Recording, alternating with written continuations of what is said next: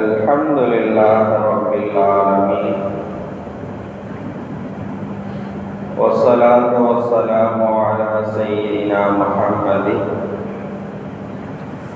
وعلى آله وأصحابه أجمعين أما بعد قال الله تعالى في القرآن العظيم والفرقان الحميد أعوذ بالله من الشيطان الرجيم بسم الله الرحمن الرحيم هل يستوي الذين يعلمون والذين لا يعلمون صدق الله العلي العظيم قال نبينا صلى الله عليه وسلم طلب العلم فريضة على كل مسلم أو كما قال عليه الصلاة والتسليم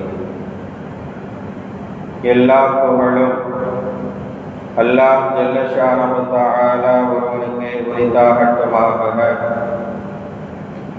அல்லாஹ்வின் அன்பும் அருளும் சத்திய தூதர் சன்மார்க்க போதகர் ஹஜரத் முஹம்மதுர் ரசூலுல்லாஹ் ஸல்லல்லாஹு அலைஹி வஸல்லம் அவர்களின் மீதும் அவர்களின் வழிமுறையை வழுவாது பின்பற்றி வாழ்ந்து மறைந்த உத்தம சத்திய சஹாபாக்கள், தாபீன்கள், தபஅ தாபீன்கள் மீதும் குறிப்பாக இங்கு வீற்றிருக்கிற நம் எல்வேர்களின் மீதும் நீங்கா நலவட்டுமாக. ஆமீன். அன்பிற்குரிய அல்லாஹ்வின் அடியார்களே, ரப்புல் ஆலமீன் அல்லாஹ் ஜல்ல ஷானஹு தஆலா குர்ஆன் ஷரீஃபின் மூலமாக நமக்கு ஏராளமான செய்திகளை சொல்லித் தருகிறார். மனித சமுதாயத்தை ஒரே ஆன்மாவிலிருந்து நாம் படைத்திருக்கிறோம். உங்களுக்கு மத்தியிலே ஏற்றத்தாழ்வுகள் இல்லை. அனைவரும் படைப்பினங்களுக்கு மத்தியிலே சமமானவர்கள் என்று சொல்லுகிற ரப்புல் ஆலமீன் அல்லாஹ் ஜல்ல ஷானஹு தஆலா மற்றொரு இடத்திலே ஒட்டுமொத்த மனித சமுதாயத்தையும் பார்த்து அல்லாஹ் கேட்கிறான், ஹல் யஸ்தவில் லதீன யஅலமூன் வல்லதீன லா யஅலமூன். கற்றவர்களும் கல்லாதவர்களும் சமமாகுவார்களா என்று அல்லாஹ் அங்கே கேட்கிறான், வினா எழுப்புகிறான். படைப்பால் நான் தான் உங்களை படைத்தேன் என்கிற ரீதியிலே நீங்கள் அத்தனை பேரும் சமமானவர்களாக இருந்தாலும் உங்களுக்கு மத்தியிலே ஏற்றத்தாழ்வு இல்லை, இன பாகுபாடு இல்லை, நிற பாகுபாடு இல்லை என்று இருந்தாலும் கல்வி என்று வருகிற போது அது ஒரு மனிதனை மற்றவர்களை விட சற்று உயர்த்துகிறது என்பதுதான் இந்த வசனத்தினுடைய யதார்த்தமான கருத்தாக இருக்கிறது. அப்ப கல்வியின் மூலமாகத்தான் ஒரு மனிதன் சமூகத்தில் உயர்வை பெற முடியும் என்பதை அல்லாஹ் இந்த வசனத்திலே சொல்லி காட்டுகிறார். எனவேதான் வினாவாக எழுப்புகிறார், கற்றவர்களும் கல்லாதவர்களும் சமமாவார்களா? அறிவாளிகளும் அறிவில்லாதவர்களும் சமமாவார்களா? கல்லும் மண்ணும் சமமாகுமா? இரண்டும் ஒரே தரம் அல்ல. கற்றவர்கள் வேறு தரம், கற்காதவர்கள் வேறு தரம். அல்லாஹ் அங்கே இரண்டாக பிரித்து காட்டுகிறார். ஒரு மனிதன் சமூகத்தில் உயர்வை பெற வேண்டும் என்றால், சமூகத்தில் கண்ணியத்தை பெற வேண்டும் என்றால், சமூகத்தில் உயர்ந்த நன்மதிப்பை பெற வேண்டும் என்றால் அவனிடத்திலே கல்வி என்பது இருக்க வேண்டும். கல்விதான் ஒரு மனிதனை நெறிப்படுத்துகிறது, ஒரு மனிதனை சான்றோனாக ஆக்குகிறது, ஒரு மனிதனை தவறுகளில் இருந்து அவனை தூரமாக்கி வைக்கிறது. கல்விதான் ஒரு மனிதனை கற்பொழுக்கம் உள்ள பெண்ணாக அந்த பெண்ணை உருவாக்குகிறது. கல்விதான் அந்த பெண்ணுக்கு அது ஞானத்தை, வெட்கத்தை கொடுக்கிறது. ஒரு பழமொழி கேள்விப்பட்டிருப்போம், கல்வி இல்லாத பெண் என்பவள் கலர் நிலத்தை போன்றவளாவாள். உண்மைதான் அது. நபி ஸல்லல்லாஹு அலைஹி வஸல்லம் எனவேதான் கல்வியை குறித்து சொல்கிற போது தலபுல் இல்மி ஃபரீலத்துன் அலா குல்லி முஸ்லிம், அல்லாஹ்வை இறைவனாக நபி ஸல்லல்லாஹு அலைஹி வஸல்லம் அவர்களை யாரெல்லாம் ரசூலாக ஏற்றிருக்கிறார்களோ, ஆணாக இருந்தாலும் பெண்ணாக இருந்தாலும் இருவரின் மீதும் கல்வியை கற்பதை கட்டாயமான கடமையாக ஆக்கினார்கள் நபிகள் ஸல்லல்லாஹு அலைஹி வஸல்லம். ஒரு ஆணுக்கு கல்வி எவ்வளவு அவசியமோ அதே போன்றுதான் ஒரு பெண்ணுக்கும் கல்வி என்பது மிக மிக அவசியமான ஒன்றாக இருக்கிறது. காரணம், கல்வி என்பது அழியாத ஒரு சொத்து. இன்றைக்கு நிறைய சொத்துக்களை நாம் சேர்த்து வைத்திருக்கிறோம், நிறைய வெகுமதிகளை நாம் சேர்த்து வைத்திருக்கிறோம், நிறைய புகழ்களை நாம் சேர்த்து வைத்திருக்கிறோம், நிறைய பண்புகளை நாம் சேர்த்து வைத்திருக்கிறோம். காலாகாலத்தில் கால வெள்ளத்தில் அவைகளெல்லாம் காற்றோடு காற்றாக கரைந்து போவதற்கான வாய்ப்புகள் மிகுதமாக இருக்கக்கூடிய இந்த உலகத்திலே நாம் வாழ்ந்து கொண்டிருக்கிறோம். ஒரு மனிதரை குறித்து ஒரு குறிப்பிட்ட காலங்கள் புகழ்ந்து பேசக்கூடிய அதே நாவுகள் அந்த மனிதரிடத்தில் இருந்து அருளுக்கத்தக்க காரியங்கள் வெளிப்படுகிற போது, அருங்குணங்களுக்கு பதிலாக துர்க்குணங்கள் வெளிப்படுகிற போது எந்த நாவு அவரை புகழ்ந்ததோ அதே நாவுகள் அவளை இகழவும் ஆரம்பிக்கிறது. நிதர்சனமாக நாம் பார்க்கிறோம். அப்படியானால் புகழ் என்பது அதற்கு நிலை இல்லை. செல்வத்தை எடுத்துக்கொண்டோம் என்று சொன்னால் அதற்கும் நிலையான ஒரு பெயர் அல்ல. இன்றைக்கு நம்மிடத்திலே இருக்கிற காசு பணங்கள் நாளைக்கு அல்லாஹ் நாடினால் இன்னொருவரிடத்திலே கைமாறி போய் விடுகிறது. சுருக்கமா நம்ம இப்படி புரிஞ்சுக்கலாம், இந்த தங்கம் இருக்குல்ல, இன்னைக்கு எங்கேயோ போய் நிக்குதுல, அந்த தங்கத்துக்கு அரபியில் ஒரு பேர் வச்சிருக்கிறாங்க பாருங்க. தங்கத்துக்கு அரபியில் என்ன? தஹப்னு சொல்லணும். தஹப்னா தங்கம்னு அர்த்தம். ஏன் அதுக்கு தங்கம்னு தங்கத்துக்கு தஹப்னு அரபியில பேர் வைக்கப்பட்டிருக்குன்னா, தங்கம் இருக்கிறதே, தங்கம் ஒரு மனிதரிடத்தில் நிலையாக தங்காது. இன்னைக்கு அப்படித்தானே இருக்கு. ஒரு 10 பவுன் வாங்கி வச்சுட்டு ஒரு வாரம் நிம்மதியா இருக்க முடியுமா? அடுத்த வாரம் அதே 10 பவுன் வாங்குறதுக்கு கூடுதலாக காசு போட வேண்டியது இருக்கிறது. அப்ப விலை மதிப்பு என்பது கூடிக்கொண்டே செல்கிறது. அப்ப நமக்கென்று ஒரு தேவை வருகிற போது அதை நாம் செலவழிக்கக்கூடிய ஒரு சூழல் ஏற்படுகிறது. எனவேதான் இதை குறிப்பதற்காக அரபு வல்லுநர்கள் அன்றைக்கே இதை கணித்து அந்த தங்கத்திற்கு பெயர் வைக்கிற போது தஹப என்றால் சென்றான் என்று அர்த்தம், தஹப் என்றால் செல்லுதல் என்று அர்த்தம். தங்கம் ஒரு மனிதரிடத்திலே நிலையாக இருக்காது. அது இன்றைக்கு ஒருவரிடத்தில் இருந்தால் இந்நாளைக்கு வேறொரு இடத்திலே சென்று இருக்கும். நகைக்கடைக்காரர் கோடிக்கணக்கான முதல் போட்டு கடையை திறந்து வச்சிருக்கிறாரு. நமக்கு எந்த அளவில் நகை தேவைப்படுகிறதோ அவர் சொல்லுகிற காசை நாம் கொடுத்து விட்டால் அந்த கடையில் அவ்வளவு நேரம் அழகாக அங்கே இருந்து கொண்டிருந்த அந்த நகை நமக்கு சொந்தமாகி விடுகிறது. கடைக்காரருடைய உரிமை என்பது அங்கே நீங்கி விடுகிறது.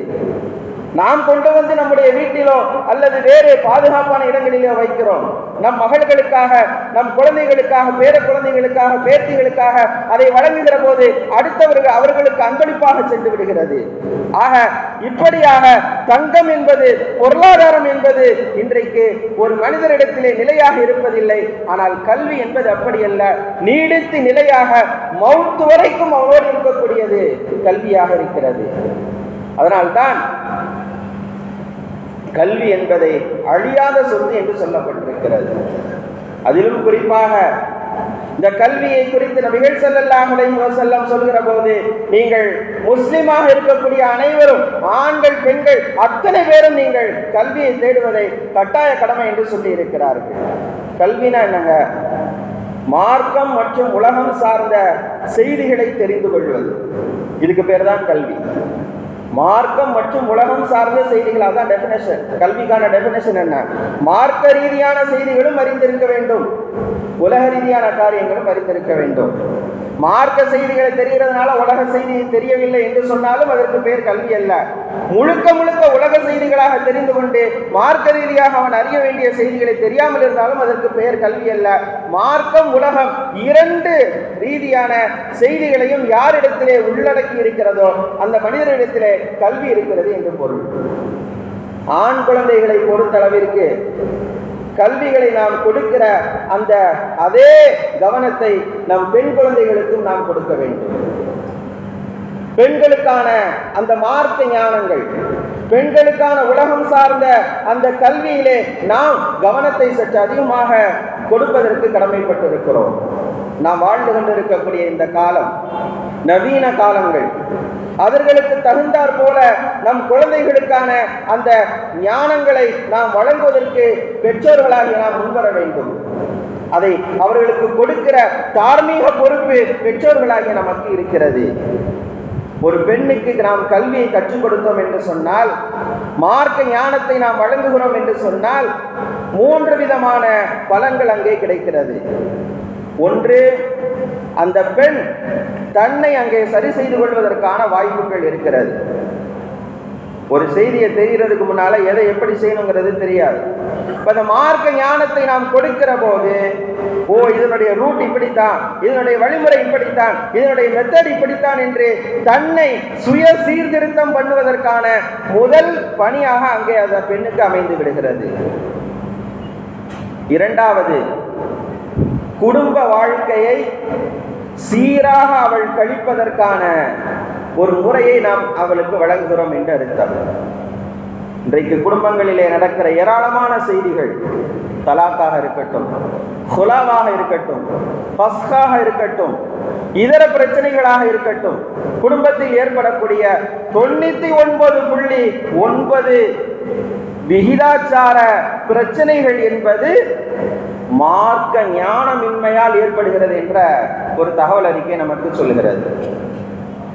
நம் குழந்தைகளுக்கு இப்போது நாம் மார்க்க ஞானத்தை கொடுத்து விட்டோம் என்று சொன்னால், எது சரியானது, எது தவறானது, எதை நாம் செய்ய வேண்டும், எதை நாம் தவிர்த்து கொள்ள வேண்டும், கணவருக்கு என்ன செய்ய வேண்டும், மனைவிக்கு என்ன செய்ய வேண்டும், தாய்க்கு என்ன செய்ய வேண்டும், தன்னுடைய சகோதரர்களுக்கு என்ன செய்ய வேண்டும் என்கிற தெளிவான ஒரு வழிகாட்டுதலை, மார்க்கத்தினுடைய செய்திகளை அவர்களுக்கு நாம் வழங்கிவிட்டோம் என்று சொன்னால், அந்த பெண்ணுடைய நாம் மரணித்து விட்டாலும் கூட அந்த பெண் அந்த மார்க்க ஞானத்தின் மூலமாக நம் தந்தை, நம் தாய் நமக்கு இந்த வழிமுறையை சொல்லிக் கொடுத்தார்கள். இப்போது நம் குடும்பத்தில் ஏற்பட்டிருக்கக்கூடிய இந்த நெருக்கடியை நீக்குவதற்கு நாம் இப்படித்தான் நடந்து கொள்ள வேண்டும் என்று அங்கே அவள் பக்குவப்பட்டு போகிறாள்.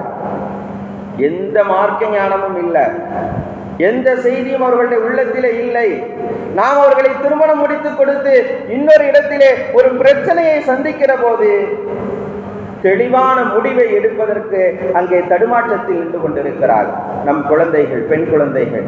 அந்த குழந்தைகளுக்கான சரியான வழிகாட்டுதலை குழந்தை பருவமாக இருக்கிற இப்போதே மார்க்க ஞானங்களை நாம் கொடுத்து விட்டால், எதிர்காலத்தில் அவர்களுடைய ஃபியூச்சராக வைத்துக் கொள்வதற்கு, அவர்களுடைய எதிர்காலத்தை பிரைட்டாக, ஒளிமயமானதாக அவர்கள் ஆக்குவதற்கான வழிகாட்டல் மார்க்க ஞானங்களை அவர்களுக்கு நாம் கொடுப்பதிலே அல்லாஹ் மறைத்து வைத்திருக்கிறார்.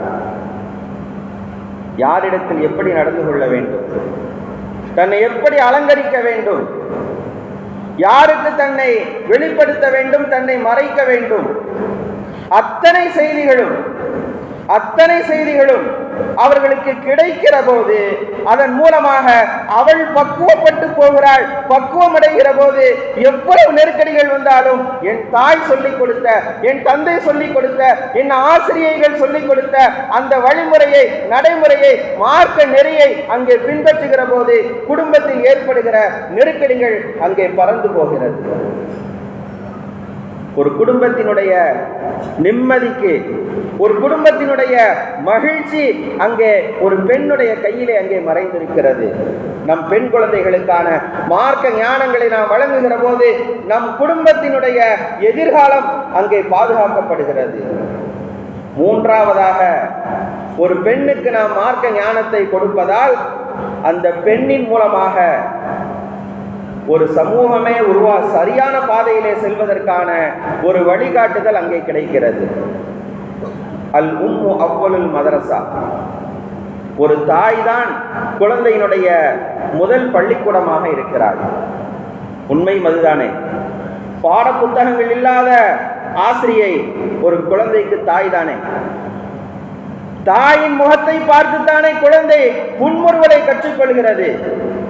புத்தகங்களை படிப்பதற்கு முன்னர், நூலறிவை பெறுவதற்கு முன்னர், அனுபவ அறிவின் மூலமாக பிறந்த தன் குழந்தையை எடுத்து தன் மடியிலே வைத்து அந்த குழந்தையை பார்த்து புன்முறுவல் சிரிக்கிற போது அந்த தாயின் சிரிப்பை பார்த்து தான் குழந்தை புன்முறுவலை அங்கே கற்றுக்கொள்கிறது.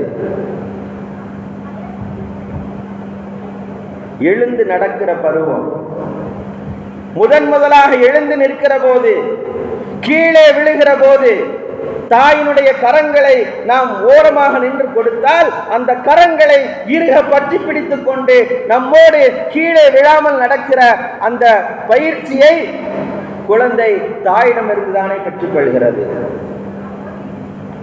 எந்த பாட புத்தகத்தையும் அந்த குழந்தை படிப்பதில்லையே. அனுபவ அறிவாக தன் தாயிடத்தில் இருந்துதான் தன்னுடைய வாழ்க்கை பயணத்தை ஒவ்வொரு குழந்தையும் துவங்குகிறது. ஆண் குழந்தையாக இருக்கட்டும், பெண் குழந்தையாக இருக்கட்டும். அந்த பெண் மார்க்க ஞானம் உள்ளவளாக இருந்தால், கேள்வி கேட்கும் குணமுள்ளவளாக இருந்தால், நல்ல கேள்விகளை நல்ல அறிவுமிக்கவளாக இருந்தால், அந்த குணங்கள், அந்த கல்வி ஞானம் அந்த குழந்தை இடத்திலும் பிரதிபலிக்கிறது. கணவன்களாக இருப்பவர்கள் பொருளாதாரத்தை திரட்டுவதற்காக, குடும்பத்தை நடத்துவதற்காக குழந்தைகளை விட்டு நீண்ட நெடிய நேரங்கள் நாம் பிரிந்துதான் இருக்கிறோம்.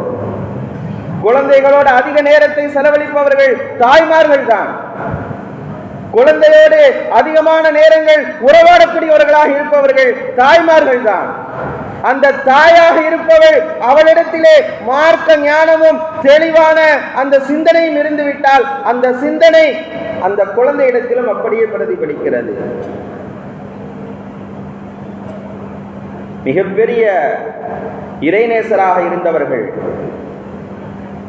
அவர்களுடைய தாயார்கள் அவர்களை கருவிலே சுமந்திருக்கிற நேரத்திலே குர்ஆன் ஷரீஃபை அதிகமாக ஓதிக்கொண்டே இருந்ததன் காரணமாக சிறு வயதிலே சுமார் பிறக்கிற போதே 15 ஜுசுக்களை மனனம் செய்து இந்த உலகத்திற்கு வெளிவந்த குழந்தைகள் எல்லாம் இந்த உலகத்திலே இருக்கிறார்கள். கேட்கிற போது நமக்கு அதிசயமாகத்தான் இருக்கும். பெற்றோர்கள் தங்களுடைய குழந்தைகளுக்கு எதிலே அதிக தொடர்புடையவர்களாக இருக்கிறார்களோ அந்த குணாதிசயங்கள் அப்படியே அந்த குழந்தையிடத்திலே பிரதிபலிக்கிறது. நபிகள் ஸல்லல்லாஹு அலைஹி வஸல்லம் ஆகவேதான் குழந்தைகளிடத்திலே நன்முறையிலே நீங்கள் பழகுங்கள், அருவருக்கத்தக்க தீய காரியங்களை அவர்களுக்கு முன்னிலையிலே நீங்கள் செய்யாதீர்கள் என்று நமக்கு வழிகாட்டல் கொடுத்திருக்கிறார்கள். ஒரு பெண் தன் குழந்தைக்கான ஆரம்ப பள்ளிக்கூடமாக இருக்கிறாள். தாயின் மடிதான் குழந்தையினுடைய முதல் பள்ளிக்கூடமாக இருக்கிறது. நபிகள் ஸல்லல்லாஹு அலைஹி வஸல்லம் பெற்றோர்களாகிய இருக்கக்கூடிய நமக்கு நம் குழந்தைகளை வளர்ப்பதிலே ஒரு தாயினுடைய பங்களிப்பு எந்த அளவிற்கு இருக்கிறதோ அந்த அளவிற்கு அந்த குழந்தையினுடைய எதிர்காலம் என்பது அது பிரைட்டாக ஒளிமயமாக இருக்கும் என்று நமக்கு வரலாறிலே சொல்லப்படுகிறது. இமாம் ஷாஃபிஈ ரஹ்மத்துல்லாஹி அலைஹி மிகப்பெரிய மார்க்க அறிஞர், பல்வேறு மார்க்க ரீதியான நூல்களை எழுதி இருக்கிறார்கள். இந்த மிகப்பெரிய கல்வி ஞானத்தினுடைய பின்னணி என்ன தெரியுமா? ஒற்றை வரியிலே சொல்வதாக இருந்தால் அவர்களுடைய தாயாரினுடைய தூண்டுதல், அவர்களுடைய தாயினுடைய அந்த உயர்ந்த சிந்தனை, அவர்களுடைய தாயிடத்தில் இருந்த அந்த உயரிய பண்பு மக்கமா நகருக்கு அனுப்பி வைக்கிறார்கள். சிறு வயதிலே என்ன சொன்னாங்க தெரியுமா? கல்வி ஒன்று மட்டும்தான் உன் நோக்கமாக இருக்க வேண்டும். மக்காவுக்கு போறீங்க, இன்றைக்கு இருப்பதை போன்ற வாகன வசதிகள் எல்லாம் கிடையாது. நீங்க போற நோக்கம் என்பது மார்க்க ஞானம் பெறுவது மட்டும்தான். வேற எதிலையும் உங்க கவனம் இருக்கக்கூடாது.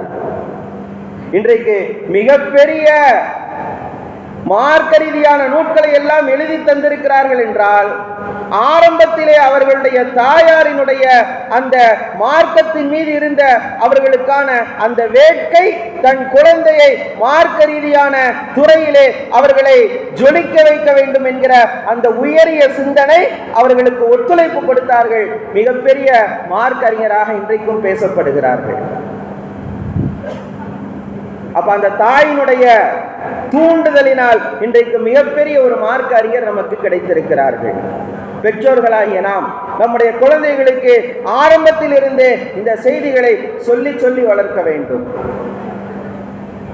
உம்மு சுலைம் ரலியல்லாஹு தஆலா அன்ஹா இஸ்லாத்தை ஏற்கிறார்கள். கணவர் இன்னும் இஸ்லாத்தில் இணையவில்லை. நபிகள் ஸல்லல்லாஹு அலைஹி வஸல்லம் அவர்களுக்கு பணிவிடை செய்தார்கள். எந்த அளவிற்கு என்று சொன்னால், தன் மகன் அனஸ் ரலியல்லாஹு தஆலா அன்ஹு அவர்களுக்கும் இஸ்லாமிய ஞானங்களை கற்றுக் கொடுக்க ஆர்வத்தை ஏற்படுத்தினார்கள். எந்த அளவிற்கு என்று சொன்னால், சற்றேறக்குறைய அனஸ் ரலியல்லாஹு தஆலா அன்ஹு என்ற பிரபலமான சஹாபியாக இருப்பவர்கள் அவர்கள் மரணிக்கிற அந்த நேரத்திலே நபி அவர்கள் அறிவித்த 2268 நபிமொழிகளை இந்த உலகிற்கு அறிவித்து தந்த அறிவிப்பாளராக அவர்கள் மரணமடைந்தார்கள் என்று வரலாறு நிறைவு பெறுகிறது. நாம் இன்னைக்கு சாதாரணமாக தலபுல் இல்மி ஃபரீலத்துன் அலா குல்லி முஸ்லிமின் குல்லுக்கும் ராயின் வ குல்லுக்கும் மஸ்ஊலன் அன் ரஅய்யத்திஹி என்று நபி அவர்களுடைய நபிமொழிகளை நாம் ஓதி அதற்கான விளக்கங்களை கேட்கிறோம். ஆனால் இந்த நபிமொழிகளை யார் அறிவித்தார்கள்? அவர்களுடைய நிலைமைகள் என்ன? அவர்கள் நம்ப தகுந்தவர்களா? அவர்களுடைய நபிமொழிகளை நாம் ஏற்கலாமா என்றெல்லாம் தீவிரமாக அதற்காக பல்வேறு தியாகங்களை செய்து, சாப்பிட்டும் சாப்பிடாமலும் குடும்பத்தை இழந்தும் பல்வேறு ரீதியான சோதனைகளுக்கு பின்னால் இந்த சமூகத்திற்கு நபி அவர்கள் சொல்லித் தந்த 2268 நபிமொழிகளை இந்த சமூகத்திற்கு சொல்லி சென்ற அந்த அனஸ் ரலியல்லாஹு தஆலா அன்ஹு இஸ்லாமிய ஞானங்களை கற்றுக்கொள்வதற்கான அடிப்படை அம்சமாக திகழ்ந்தவர்கள் அவர்களுடைய தாயார் உம்மு சுலைம் ரலியல்லாஹு தஆலா அன்ஹா. பல்வேறு எதிர்ப்புகளுக்கு மத்தியிலும் பல்வேறு நெருக்கடிகளுக்கு மத்தியிலும் அங்கே உம்மு சுலைம் ரலியல்லாஹு தஆலா அன்ஹா தன் மகன் அனஸ் ரலியல்லாஹு தஆலா அவர்களை இஸ்லாமிய கல்வியை கற்கிற அந்த விஷயங்களிலே அவர்கள் கவனத்தை செலுத்தியதற்காக அந்த தாயினுடைய முயற்சிக்கு அல்லாஹ் கொடுத்த பரிசு 2268 நபிமொழிகளை இந்த சமூகம் பெற்றிருக்கிறது. நாம் சிந்திக்க கடமைப்பட்டிருக்கிறோம். உம்மு சுலைம் ரலியல்லாஹு தஆலா அன்ஹுடைய அந்த மார்க்கத்தின் மீது இருந்த அந்த ஈர்ப்பு, மார்க்கத்தை நம் அடுத்த ஜெனரேஷனுக்கு கொண்டு செல்ல வேண்டும் என்கிற அந்த ஆர்வம் அவர்களுடைய குழந்தைகளையும் அந்த துறையிலே ஈடுபடுத்தி இருக்கிறது. நபி ஸல்லல்லாஹு அலைஹி வஸல்லம் பல்வேறு நேரங்களிலே தன்னுடைய மகள் ஃபாத்திமாவிற்கு உபதேசம் செய்திருக்கிறார்கள். பல்வேறு செய்திகளை சொன்னார்கள். நபியிடத்திலே இருந்து அவர்கள் கற்றுக்கொண்டார்கள். கடைசியாக அவர்கள் சொன்ன வாசகம் என்ன தெரியுமா? இறக்கிற போது 3 வசியத் செஞ்சாங்க. 3வது வசியத்து அன் தத்ஃபன லைலன் பில் பகீ. நான் இறந்து விட்டால், தன் கணவரிடத்திலே சொன்னார்கள், அலி ரலியல்லாஹு தஆலா இடத்திலே, நான் இறந்து விட்டால் என்னுடைய ஜனாசாவை பகலிலே அடக்கம் செய்யாதீர்கள், என்னுடைய ஜனாசாவை ஜன்னத்துல் பகீயிலே இரவு நேரத்திலே அடக்கம் செய்யுங்கள். காரணம், மற்ற ஆண்களினுடைய அந்நிய ஆண்களுடைய பார்வை என்னுடைய ஜனாசாவின் மீது விடப்பட்டு விடக்கூடாது. சுப்ஹானல்லாஹ். இந்த ஞானம், இந்த கற்பொழுக்கம், இந்த வெட்கம் இன்றைக்கு நம்முடைய பெண் குழந்தைகளிடத்திலே வர வேண்டும் என்று பெற்றோர்களாகிய நாம் அத்தனை பேரும் சங்கல்பம் எடுத்துக்கொள்ள வேண்டும். நபியிடத்திலே இருந்து அவர்களுடைய போதனை முறைகள் எந்த அளவிற்கு இருந்திருக்கும்? ஒரு பெண்ணுடைய வாயில இருந்து வருகிற இந்த வார்த்தை சாதாரணமான வார்த்தை அல்ல. கற்பொழுக்கம் உள்ள அப்பழுக்கற்ற ஒரு வெட்கமுள்ள ஒரு பெண்ணின் மூலம் இருந்துதான் இந்த வார்த்தை என்பது வெளிவர முடியும். என் ஜனாசாவை கூட ஒரு அந்நிய ஆணின் பார்வை பட்டுவிடக் கூடாது என்பதிலே ஃபாத்திமா ரலியல்லாஹு தஆலா அன்ஹா அவர்கள் மிகவும் கவனமாக இருந்திருக்கிறார்கள் என்றால் அவர்கள் மார்க்க ரீதியான செய்திகளை தெரிந்து கொள்வதிலே எந்த அளவிற்கு கவனமாக இருந்திருப்பார்கள். தன்னுடைய தந்தையிடத்திலே இருந்து மார்க்க செய்திகளை எந்த அளவிற்கு அவர்கள் பெற்றிருப்பார்கள், அதை நடைமுறைப்படுத்தி இருப்பார்கள். அவைகள் அத்தனையும் அவர்கள் உள்வாங்கியதனுடைய விளைவுதான் ஒற்றை வார்த்தையிலே சொல்லிவிட்டார்கள், என் ஜனாசாவை நைட்ல எந்த அந்நிய ஆடவனுக்கும் பார்வைப்படாத விதத்திலே நீங்கள் அடக்கம் செய்யுங்கள். சுபஹானல்லாஹ். இன்றைக்கு நம்முடைய பெண் குழந்தைகளுக்கும் இதே ஒழுக்கத்தை, இதே வெட்க உணர்வை நாம் கொடுக்க வேண்டும். அதற்கான தார்மீக கடமை நமக்கு இருக்கிறது. அன்னை ஆயிஷா ரலியல்லாஹு தஆலா அன்ஹா மிகப்பெரிய மார்க்க மேதை. பெரும் பெரும் சஹாபாக்கள் எல்லாம் அவர்களிடத்திலே அமர்ந்து நபி அவர்களுடைய குடும்ப வாழ்க்கை குறித்த பல்வேறு செய்திகளை கேள்விப்பட்டிருக்கிறார்கள் என்று வரலாறிலே வருகிறது. ஆயிஷா என்று நம் குழந்தைக்கு பெயர் வைக்கிறோம். ஆனால் ஆயிஷா ரலியல்லாஹு தஆலா அன்ஹுடைய மார்க்க ஞானத்தில் எத்தனை சதவீதத்தை நாம் கொடுத்திருக்கிறோம்? பெற்றோர்களாகிய நாம் ஒவ்வொருவரும் சிந்திக்க வேண்டிய மிக முக்கியமான தருணத்தில் இருந்து கொண்டிருக்கிறோம். ஹதீஸ்களை அறிவிப்பாளர்களிலே முதல் தரத்தில் இருப்பவர்கள் அபூ ஹுரைரா ரலியல்லாஹு தஆலா அன்ஹு. சுமார் 5310 நபிமொழிகளை இந்த சமூகத்திற்கு வழங்கி இருக்கிறார்கள். இரண்டாவது இடத்திலே 2210 ஹதீஸ்களை இந்த சமூகத்திற்கு தந்த ஆயிஷா ரலியல்லாஹு தஆலா அன்ஹா மிகப்பெரிய மார்க்க ஞானம் உள்ளவர்களாக இருந்தார்கள். ஆயிஷா என்ற பெயரை நம் குழந்தைகளுக்கு வைக்கிற அதே நேரத்தில் என் குழந்தைக்கு ஆயிஷா ரலியல்லாஹு தஆலா அன்ஹுடைய அந்த மார்க்க ஞானத்தையும் நான் முழுமையாக கொடுப்பேன் என்கிற உறுதிப்பாட்டை நாம் எடுப்பதற்கான மிக முக்கியமான தருணத்திலே நாம் அமர்ந்திருக்கிறோம். காலத்தினுடைய சூழ்நிலை இன்றைக்கு அப்படித்தான் இருக்கிறது. எங்க போனாலும் ஒழுக்கம் இல்லாத அருவருப்பான ஒரு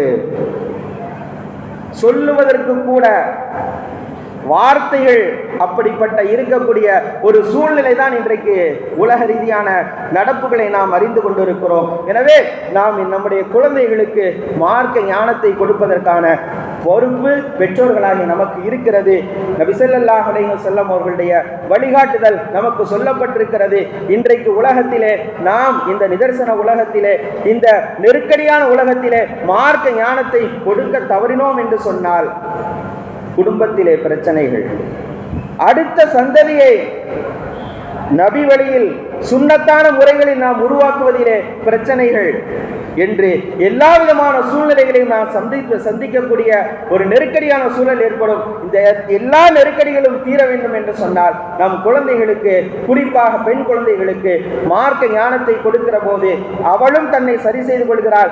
குடும்பத்தில் ஏற்படக்கூடிய பிரச்சனைகளையும் அவள் சுமூகமாக அங்கே முற்றுப்புள்ளி வைத்து விடுகிறாள். தன் எதிர்கால ஜெனரேஷன், கணவர்களாகிய நாம் கடல் கடந்து பல்வேறு சூழ்நிலைகளின் காரணமாக சென்று விடுகிறோம். குழந்தைகளோடு அதிக நேரத்தை செலவழிக்கக்கூடிய அந்த தாய் எதிர்காலத்தில் தாய்மை என்கிற மிகப்பெரிய பொறுப்பை அடையக்கூடிய இன்றைய நம்முடைய பெண் குழந்தைகள் இந்த மார்க்க ஞானத்தை அவர்களுக்கு நாம் கொடுத்து விட்டோம் என்று சொன்னால் அவர்களுடைய சந்ததிகளை மார்க்க ஞானம் உள்ளவர்களாக, இரையச்சம் உள்ளவர்களாக, இறைவனுக்கு பயந்து நடக்கக்கூடிய அந்த குழந்தைகளாக அந்த சந்ததிகளை உருவாக்குவதற்கான பெரும் பங்கை அவர்கள் எடுத்துக்கொள்வார்கள்.